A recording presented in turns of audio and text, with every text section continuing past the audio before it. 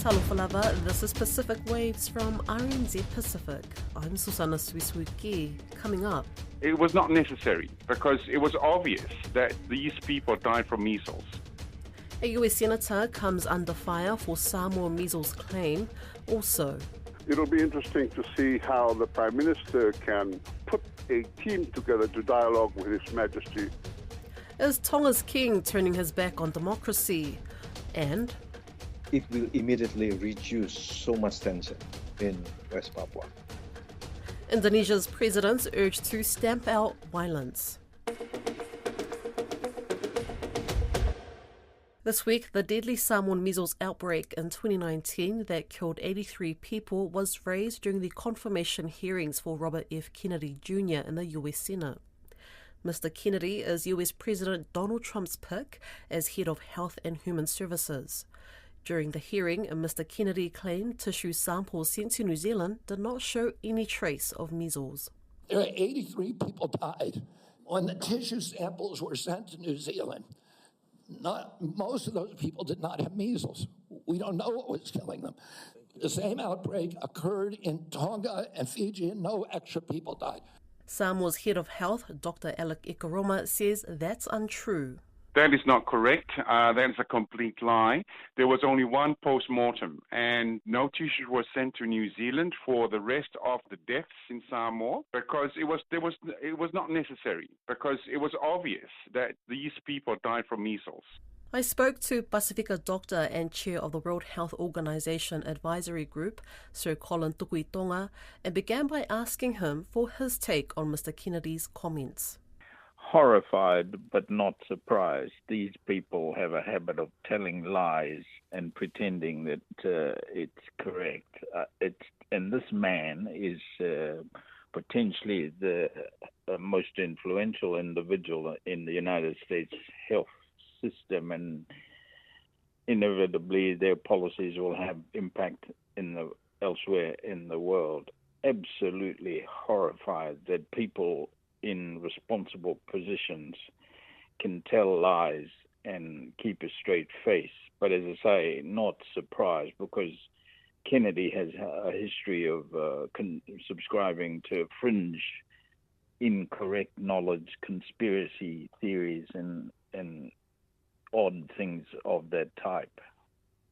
Before we go in depth into the impacts that Kennedy's comments have on the Pacific, I just wanted to ask you, Dr. Colin, did you have any involvement in the measles outbreak response in Samoa? No, I did not, but a lot of my friends did. The Pacific Medical Association contributed. We supported people. I was not involved. What do you think were the lessons or the outcomes from that outbreak back in 2019? Oh, I'm sure Professor Ikaroma and the team in Samoa have learned and, in fact, improved their vaccination immunization program immensely. And the rates at the moment, uptake rates, are very good. I'm sure a lot of people outside of Samoa would have noticed and learnt the risks associated with low uptake of vaccination, the risks associated with misinformation, disinformation, and mischievous people causing grief and misleading people like Kennedy, who was in Samoa and no doubt would have had an influence. People who subscribe to conspiracy theories would take courage from these kind of misleading and unhelpful proclamations from the likes of Kennedy. And coming back to Kennedy, what impacts does his comments have, not only for Samoa, but for the Pacific in general? Oh, and for the rest of the world. I mean, his attitude to vaccination will no doubt feed the anti-vaxxers and discourage parents who might be understandably uncertain. So potentially can have a negative impact on immunization programs the world over, but no doubt health service uptake and delivery generally. He's known to be abortion and wanting to have decision-making authority over women and what women decide with regard to their sexual and reproductive health. The United States has a significant influence on global health policy, so these kinds of proclamations and attitudes and ideologies will have a disastrous consequence elsewhere in the world, as well as in the United States, no question. You pointed out that the US have tremendous influence when it comes to global health, and now Donald Trump will be pulling the US out of WHO. Why do you consider that dangerous? Oh, for several reasons. One, the United States is a major contributor to the money needed by WHO to protect world health, especially vulnerable communities in developing countries. I understand they contribute about a fifth of the WHO budget.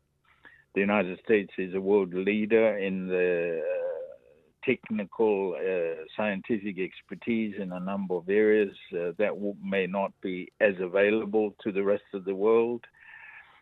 Research and development of new medicines and new treatments, a large chunk of it originates in the United States, and who knows what would happen. The United States falling out of the chain of surveillance and reporting of global outbreaks like COVID-19 puts the whole world at risk. Good number of reasons why the planned move by the United States is shameful and irresponsible, in my view. So what I'm also hearing, Dr. Colin, is that misinformation is still circulating around and it's not going to go away anytime soon. How can we as Pacific communities put a stop to that? Well, I commend my friend Aiono, Professor Eke Roma. He was very clear and direct in his condemnation of the lies from Kennedy and the group.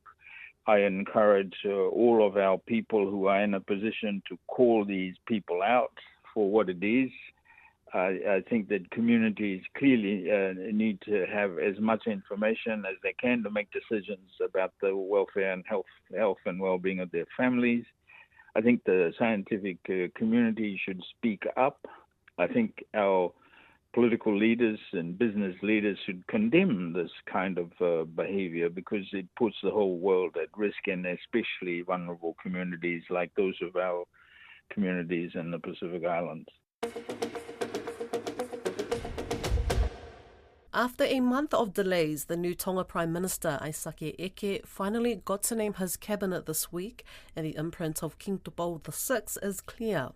His son, Crown Prince Tupouto'a, is now the Foreign and Defence Minister. It's a move that gives the King complete control over both sectors, with no input available to the elected government. Tongan lawyer Lopeti Sinituli told Don Wiseman the King is reasserting his royal authority, and given the democratic changes embraced by the country in 2010, there has to be a dialogue between the palace and the cabinet. This is what I call pushing the boundaries, because apparently the King has some executive powers that he retained after the reform in 2010. Although the executive powers of the King in Privy Council was devolved to Cabinet and Prime Minister, there was an exception clause, and that exception clause included executive powers that have been specifically provided to His Majesty via the Constitution, via other legislation, via regulations or ordinances, or through royal prerogative. So these are an example of it. And of course, the 2010 Constitution provided for an opportunity for the Prime Minister of the day to select a maximum of 4 cabinet ministers from outside those 26 that are elected by the people and the nobles. And so this is what we are seeing. So what we are seeing today is a mixture of the Westminster system, where the Prime Minister selects his cabinet ministers, and Washington system, where the President Trump appoints his cabinet ministers from outside. So we're going back to a mixture of what happened prior to 2010 and what was produced after 2010. Is this the reason there was such a long delay?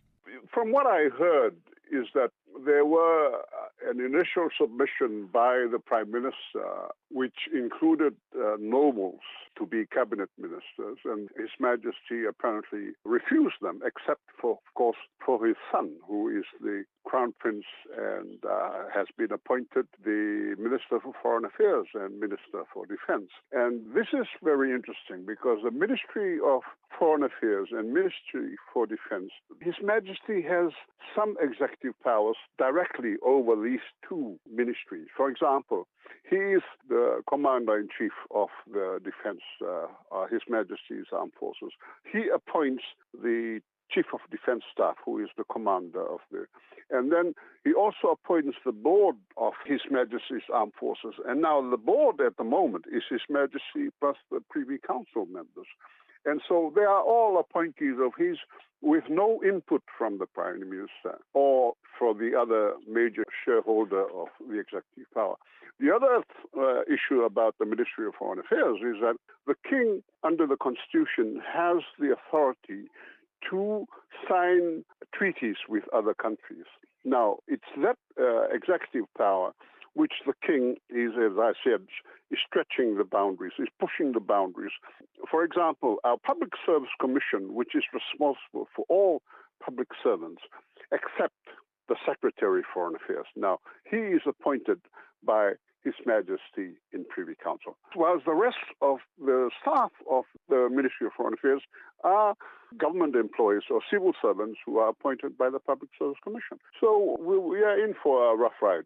Do you think the King appreciates the value of Tonga having embraced more democracy back in 2010, or is he opposed to that? Very clearly, he's trying to reassert his royal authority, the executive powers that are still in his hands under the Constitution and other legislations and prerogatives.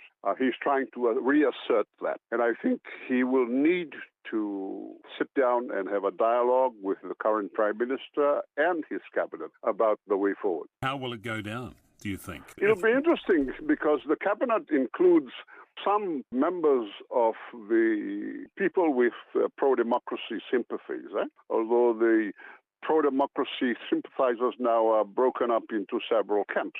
But there are some of them in the current cabinet. So it'll be interesting to see how the Prime Minister can put a team together to dialogue with His Majesty about the overlaps in executive powers. We had this situation with a planned vote of no confidence just before Christmas and then the resulting election of a new Prime Minister. He only had, at that point, I think about 9 or 10 months to run a government, but now he's got less because they've spent more than a month trying to get a team together. Does the country face the same sort of situation in another 11 months' time? Because the election is so close and there will be another government and the formation of another cabinet, is the country going to go through this long palaver as the King and the Prime Minister debate who should be in the cabinet, again, twice within a year? Well, we obviously need to have that political dialogue between the King and the Prime Minister and Cabinet. That has to happen. It cannot happen within the next 10 months or 11 months or before the next election. So this dialogue needs to happen, and it should happen soon. And hopefully, by the time we get to the elections, after the elections in November, it will be held under a different arrangement. That is what I hope so.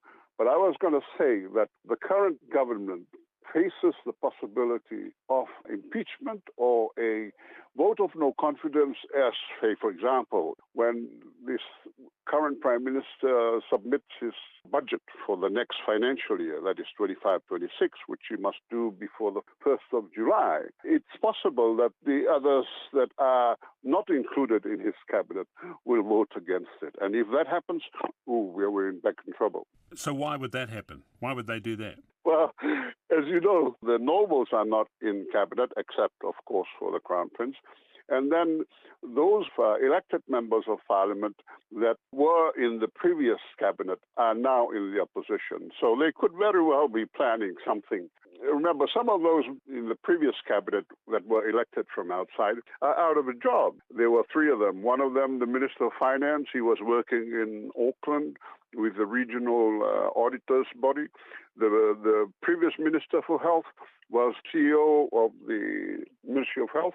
Now he's out of a job. Now, and the former Minister of Foreign Affairs, who became Minister for MEDAC, is now out of a job. But they are not in cabinet. But I'm just saying that, I feel sorry for them because they're out of a job and they've got to start looking for a source of livelihood. Human Rights Watch has put out a plea to Indonesia's president to stop human rights abuses in West Papua. President Prabowo Subianto has just completed 100 days as president. Human Rights Watch researcher Andreas Hasono told Caleb Fotheringham simple acts like decriminalising the use of the Morning Star symbol would make a big contribution to a more peaceful region. The flag is considered a symbol of West Papua's struggle for independence. We basically want President Prabowo to end the decades of racism, discrimination, intimidation, violence against indigenous Papuan. We want the Indonesian government to respect their rights, to respect the environment, because many of their lands, forests, waters are being polluted, are being destroyed over the last 6 decades under Indonesian rule. That is basically what we want the Prabowo government to do. Do you think it will be very likely that the Prabowo government will listen and actually address its human rights abuses in West Papua? Well, let's see. Let's hope for the best. Indonesia has how many presidents? From Sukarno to Prabowo, from multiple public survey. The one that was the most popular among the Papuans is President Abdurrahman Wahid, who unfortunately only ruled for 22 months in power. If we take a look at what President Wahid did, basically he implemented all of those recommendations. Of course, he was only 22 months in power. For example, he decriminalized the flying of the Morning Star flag. That is one of our recommendations. If President Prabowo is to issue a regulation that, look, it is not a crime to fly the Morning Star flag, it will immediately reduce so much tension in West Papua. Just like what President Wahid did in his 22 months in power. Many Papuans told me that it was the most peaceful period in their history. Just by decriminalizing, not make it a crime, to show the Morning Star. The Morning Star can be flown along with the Indonesian flag. President Prabowo would like to grant amnesties to Papuan involved in pro-independence movement. I think it is a good move. He should release around 70-something political prisoners right now from prison in West Papua. President Wahid also did it when he was in power. But what President Wahid did not complete, because he was in power for too short a long time, was writing it down that Papuans should not be criminalized for raising the Morning Star flag, for talking about independence. It is just a matter of freedom of expression. President Prabowo could learn from what President Wahid did. Basically, those recommendations were all more or less being implemented by President Wahid when he was in power. It seems like such a simple way, decriminalising the Morning Star symbol, to bring about a bit of peace in West Papua. Why would the president just not do it? What would his concerns be of decriminalising the Morning Star symbol? Because narrow-mindedness. Because many Indonesians see danger behind the Morning Star flag. It is not. It is just freedom of expressions. It is not. Many Indonesians are paranoid about seeing so-called quote-unquote separatist flag. That's Pacific Waves for today.